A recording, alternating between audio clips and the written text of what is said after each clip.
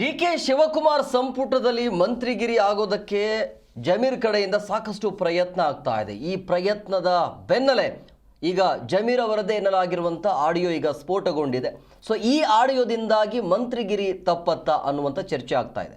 ಹಾಗಾದರೆ ಆ ಆಡಿಯೋದಲ್ಲಿ ಏನಿದೆ, ಆ ಆಡಿಯೋ ಈಗ ಸ್ಫೋಟ ಆಗಿದ್ದು ಯಾಕೆ? ಅದರ ವರದಿ ನಿಮ್ಮ ಮುಂದೆ.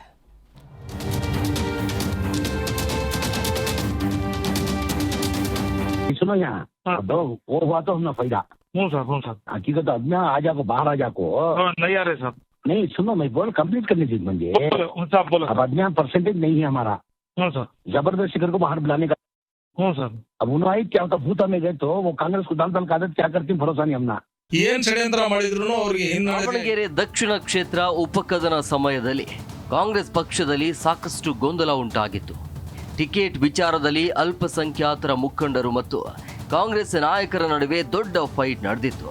ಕೊನೆಗೆ ಶಾಮನೂರು ಕುಟುಂಬದ ಸಮರ್ಥ ಮಲ್ಲಿಕಾರ್ಜುನ್ ಅವರಿಗೆ ಪಕ್ಷ ಟಿಕೆಟ್ ನೀಡಿ ಗೊಂದಲಕ್ಕೆ ತೆರೆ ಎಳೆದಿತ್ತು. ಇದಾದ ಬಳಿಕವೂ ಮುಸ್ಲಿಂ ಮುಖಂಡರು ಪಕ್ಷದ ವಿರುದ್ಧ ಬಂಡಾಯವೆದ್ದು ಚುನಾವಣೆಯಲ್ಲಿ ಸ್ಪರ್ಧೆ ಮಾಡಿದ್ರು. ಜಮೀರ್ ಸೇರಿದಂತೆ ಹಲವು ಮುಖಂಡರ ವಿರುದ್ಧ ಕಾಂಗ್ರೆಸ್ ಹೈಕಮಾಂಡ್ ಕೆಂಡ ಮಂಡಲ ಆಗಿತ್ತು. ಬಳಿಕ ಒಂದು ದಿನ ಜಮೀರ್ ಅಹಮದ್ ದಾವಣಗೆರೆಗೆ ಬಂದು ಹೋದ ಹಿನ್ನೆಲೆ ಈ ಗೊಂದಲ ಸ್ವಲ್ಪ ತಣ್ಣಗಾಗಿತ್ತು.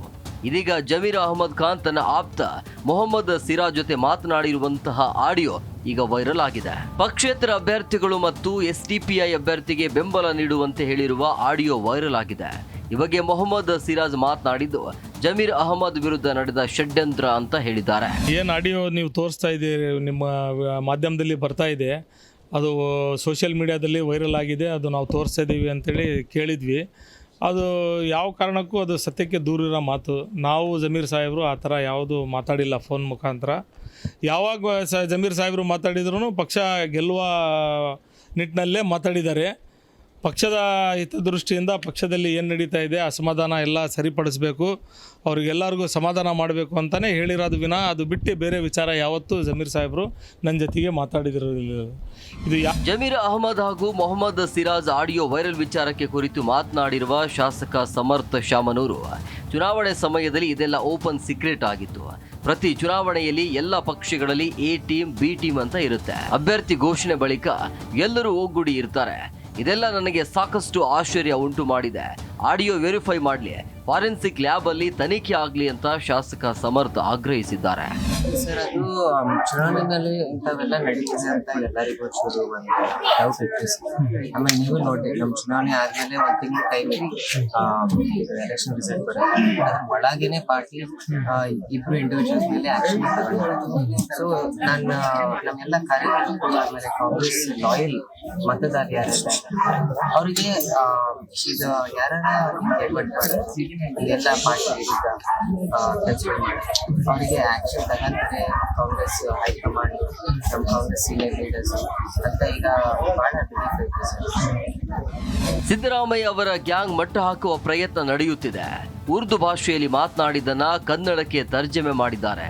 ಇದು ಕಾಂಗ್ರೆಸ್ ನಾಯಕರೇ ಮಾಡಿದ್ದಾರೆ ಅಂತ ವಿಪಕ್ಷ ನಾಯಕ ಅಶೋಕ್ ಆರೋಪವನ್ನ ಮಾಡಿದ್ದಾರೆ.